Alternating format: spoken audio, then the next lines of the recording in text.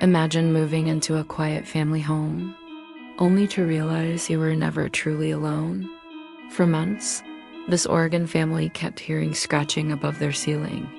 They thought it was raccoons, until a pest control worker climbed into the crawlspace and came down screaming. Up there, hidden in the shadows, was a filthy sleeping bag, piles of rotten food, and a circle of knives. Proof that someone had been secretly living above them, watching every single move they made at night. But the scariest part? When they finally fled the house, they discovered something far worse, because this man in the crawlspace, he doesn't stay behind. He follows. The first time they heard it, Mark and Julia brushed it off as the house settling. Old homes had quirks, especially the kind they just bought a 2-story craftsman on the outskirts of Portland, Oregon, with peeling paint and creaky floorboards. They'd gotten it cheap, which made Julia uneasy, but Mark kept insisting it was just character. The sound came again 3 nights later. A low scratching above the ceiling, faint but steady, as though claws were dragging against the wood. Julia froze in bed, nudging Mark awake. "Listen," she whispered. Mark groaned, half asleep. "It's a raccoon, or a squirrel. These old houses always have critters." But Julia wasn't convinced. The sound wasn't scurrying, it was slower, deliberate, like someone testing the boards. They called pest control the next morning. The man who came, an older guy with a faded baseball cap and nicotine-stained fingers, checked around the roofline. Could be raccoons, he admitted, or maybe a possum. Crawl spaces and attics in these neighborhoods. Always something nesting. I'll set a trap. He left, promising to return in a week, but the noises didn't stop. If anything, they grew bolder. Julia began hearing them in the late afternoons, just before sunset scratching, then silence, then what sounded like a slow drag of fabric. Once, she swore she heard a cough. "Mark," she said one evening, her voice tight as they sat at the dinner table. "That's not an animal. Animals don't cough." Mark tried to laugh it off, but his fork clinked nervously against the plate. "Maybe it's wind through the ducts." That night, Julia dreamed of someone crawling above her, belly pressed against the beams, face buried between joists. She woke in a sweat and couldn't get back to sleep. The real breaking point came when their 8-year-old son, Caleb, asked why someone kept walking in the ceiling at night. Mark's face drained of color. He tried to correct him. "It's just the house making noise, buddy." But Julia could see in his eyes that he was rattled. The pest control guy returned the following morning.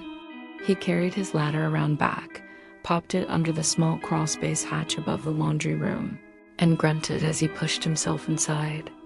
Julia and Mark waited below, tense.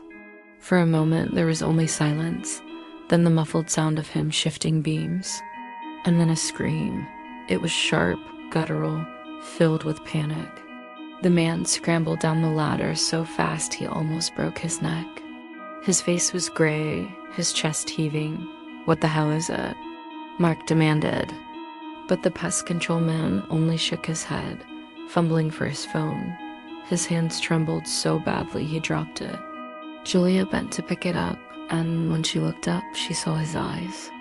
He was terrified. "Call the cops," he said hoarsely. "No," Mark ran to the phone. Julia, her pulse pounding in her ears, turned to the man. "What did you see?" His lips worked, but no sound came out. Finally, he whispered, "Someone's been living up there." Julia's breath caught. "What?" "There's a sleeping bag. Food wrappers, knives. Christ, he's been up there for months, maybe longer. Watching you." Her knees nearly buckled. Caleb wandered into the kitchen, rubbing his eyes. "Mom? What's wrong?" Julia pulled him close, heart racing, whispering for him to go back to his room and lock the door. The police arrived 20 minutes later, armed and cautious. They climbed into the crawlspace with flashlights, their boots thudding overhead. Julia clutched Caleb to her chest, while Mark stood pale and silent by the door. After a long stretch of silence, an officer's voice called down, "It's clear, whoever it was. They're not here now." Julia's relief was short-lived. The officer descended, holding a torn sleeping bag in gloved hands. His partner carried a pile of objects: empty water bottles, food wrappers, cigarette butts, and knives. At least 3 of them, rusted but sharp. "Looks like someone's been squatting," the officer said grimly, "likely a transient. This happens sometimes. They find a way into a crawlspace or attic, live there undetected. You were lucky he didn't try anything. Lucky?" Julia whispered, her voice breaking. "He's been watching us, watching my son, while we slept." The officer shifted uncomfortably. "We'll dust for prints, but honestly, these cases rarely end with an arrest. Whoever it was probably bailed when he realized you knew." They left with their evidence, leaving Julia shaken and hollow. That night, Mark tried to reassure her. He nailed the crawlspace hatch shut, double-checked the locks, even set up a baby monitor in the hallway. "He's gone, Jules," he murmured, wrapping his arms around her trembling body. "It's over." But Julia couldn't sleep. The house felt wrong. Every creak, every groan of the beams made her flinch.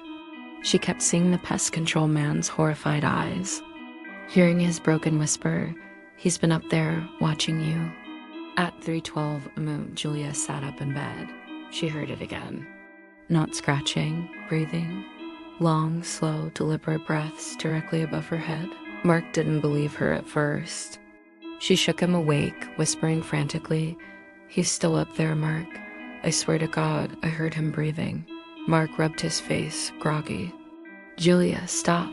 The cops checked. He's gone. You're scared." But the sound came again, slow and wet, like someone dragging air through a throat just inches above them. Julia's nails dug into his arm. Mark's expression hardened. He grabbed the baseball bat from under the bed and stomped into the hallway. Julia sat frozen, clutching the blanket to her chest, listening as his heavy steps moved toward the laundry room. The silence stretched. Then came the metallic clang of the ladder unfolding, a grunt, the sound of Mark forcing the nailed hatch open.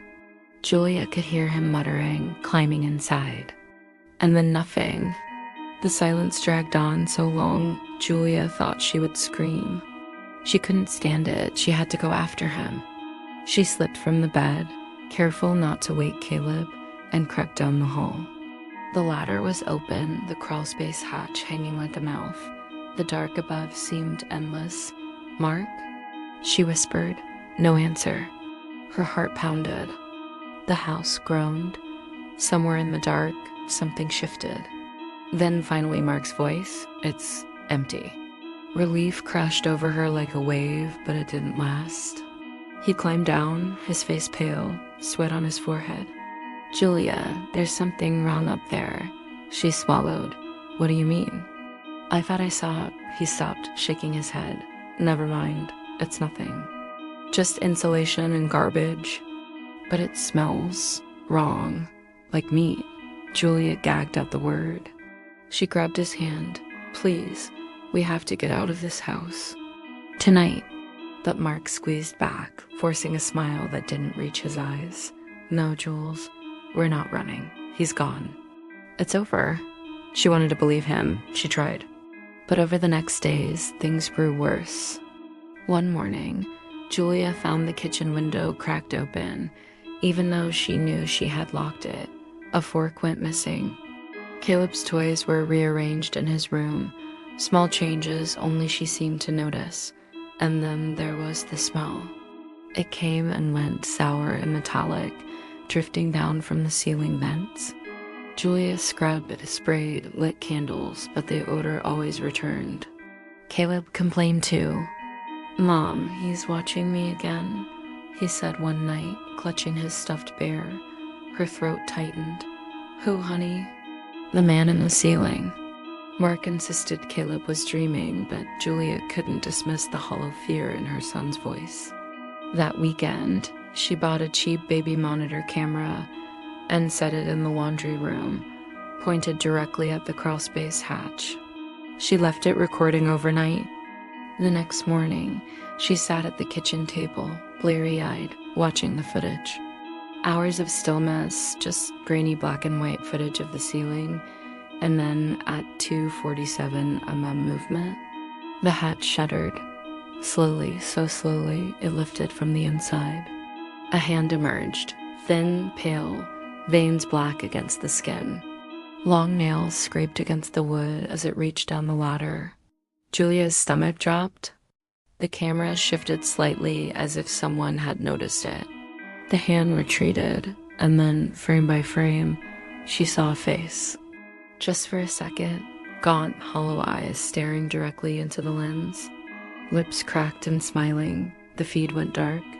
Julia slammed the laptop shut, bile rising in her throat. When she showed Mark that evening, he looked sick. He refused to watch the whole clip. "This is insane." The cop said, "I don't care what they said." Julia snapped, her voice shaking. "He's here, Mark. He never left." Mark paced the kitchen, gripping his hair. "What do you want me to do? Move out? Sell the house?" "We can't just..." A thump interrupted him. Both froze. It came from Caleb's room. Julia bolted, her heart in her throat. She slammed open the door. Caleb was still in bed, eyes wide, clutching his bear. "What was that?" Julia whispered. Caleb lifted a trembling finger, pointing at the vent above his bed. "It was him," he whispered. "He's crawling around again." Mark yanked Caleb from the bed, clutching him to his chest. Julia's skin crawled as she stared at the vent, waiting, praying nothing would peer out. That night, none of them slept. They all huddled in the living room, the lights on, every window locked. Mark sat upright with a bat across his knees, his eyes hollow. At some point near dawn, Julia dozed off. She woke to find Caleb gone. Her scream tore through the house. Mark leapt to his feet, searching frantically, calling their son's name. Panic surged like ice in Julia's veins. Then they heard it, a muffled cry above them. In the crawlspace, Julia's scream turned raw as she clawed at the ladder, shoving it under the hatch. "Caleb." Mark grabbed her arm, trying to steady her. "Don't go up there, Jules. What if he's armed?" "I don't care," she cried, wild, desperate. "He has our son." Without waiting, she scrambled up, shoving the hatch open with a trembling hand. The smell hit her first drink, sour, like spoiled meat and sweat. Her flashlight beam cut through the crawlspace, catching beams, cobwebs, dust hanging thick in the air. "Caleb?" Her voice cracked. Silence.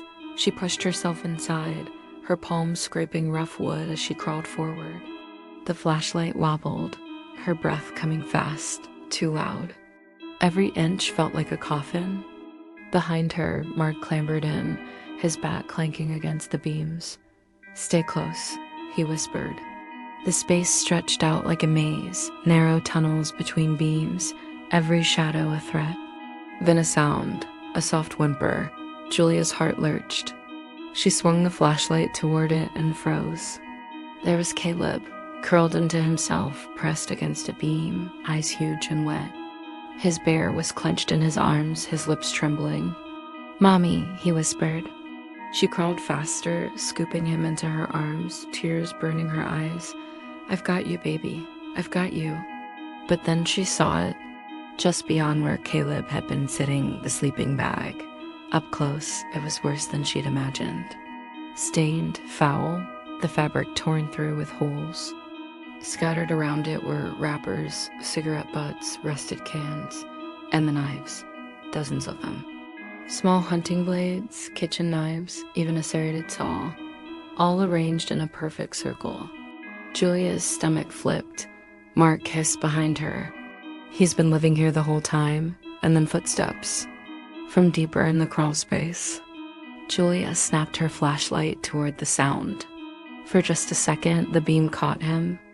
A man, gaunt, filthy, crawling on all fours like an animal. His eyes shone white in the light. His lips split into a wide, broken smile. Then he vanished into the dark, scuttling fast, impossibly fast. Julia screamed. Mark swung the bat wildly, hitting nothing.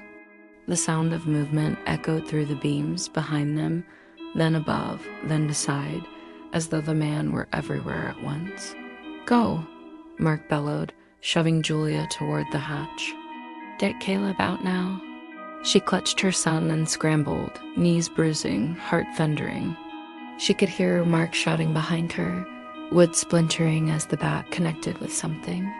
Then silence. Julia whipped around, panic choking her. Mark? No answer. Her flashlight flickered, shadows shifting. She caught movement, something dragging itself along the beams. She shoved Caleb down through the hatch first, screaming for him to run. Then she dropped after him, crashing to the floor below, her knees buckling. "Mark!" she screamed. There was a pause. Then Mark's face appeared at the hatch, pale and sweating, eyes wide. He dropped down fast, slamming the hatch shut. "We need to go," he rasped. "Now." Julia grabbed Caleb's hand and ran for the front door. They spilled into the night, barefoot, hearts racing. Julia didn't even think about keys, about phones, about anything but the cold air hitting her face. They ran across the lawn, to the street, breath visible in the darkness. Julia turned back once, unable to stop herself. The house loomed behind them, every window black. For a moment, it looked still, empty, and then slowly the attic window creaked open. A pale face pressed against the glass, watching. Her scream echoed through the neighborhood. They fled to a motel that night, cramming into a single bed, the lights left on. Julia couldn't stop shaking. Caleb cried until exhaustion finally dragged him into sleep. Mark sat rigid, the bat across his lap, staring at the door. The police searched the house the next morning. They found the crawlspace exactly as Julia had described. The sleeping bag, the knives, the garbage. But the man was gone. "Maybe he bolted when you made noise," the officer said, though his voice lacked conviction. Julia wanted to believe it. She really did. But when she looked at the hatch, still scratched with deep gouges from long nails, she knew the truth. Not really. That night in the motel, Julia dreamed she was back in the house. Dreamed she was lying in bed, the ceiling above her stretching and groaning, something shifting inside the beams. She woke drenched in sweat, heart pounding, certain she'd heard breathing again. She turned to check on Caleb, but he wasn't in bed. Panic exploded in her chest until she saw him standing at the far corner of the motel room, facing the wall. "Caleb?" Her voice trembled. He didn't turn. His voice was small, flat. "He says he's coming for us." Julia's blood turned to ice. Julia's scream jolted Mark awake. He was off the bed in seconds, rushing to their son, yanking him away from the corner. Caleb blinked, dazed, as though surfacing from a trance. "What the hell were you doing?" Mark demanded, shaking him gently. Caleb's voice was thin. He was whispering through the wall. "He told me to come closer." Julia's stomach dropped. The motel walls were thin, yes, but there was no crawlspace here. No place for a man to hide, unless he had followed them. Mark pressed Caleb back into the bed, whispering, "Don't move." Then he turned to Julia, jaw tight. "We're calling the cops again. Tonight, they didn't do their damn job." Julia nodded, but her hands shook as she reached for the phone on the nightstand. She never got the chance to dial. A knock rattled the door. 3 sharp raps. Mark froze. Julia's skin went cold. She mouthed, "Don't answer it." The knock came again, louder this time. "Police," a voice said. "Open up." Mark edged toward the peephole. Julia grabbed his wrist. "Wait, don't." But he looked anyway, his face drained of blood. "No one's there." The knocks turned into pounding, fists slamming against the door so hard the frame shook. Caleb whimpered, burying his face in Julia's lap. Mark lifted the bat, positioning himself between them and the door. If he comes in, the pounding stopped. Silence, then faintly a new sound. Above them, scratching. Julia's heart stuttered. Her eyes lifted to the ceiling. The same sound they'd heard in the house, the sound that had started it all. "No," she whispered. "No, no, no." A thin crack appeared across the plaster, dust raining down. Something was crawling in the motel ceiling.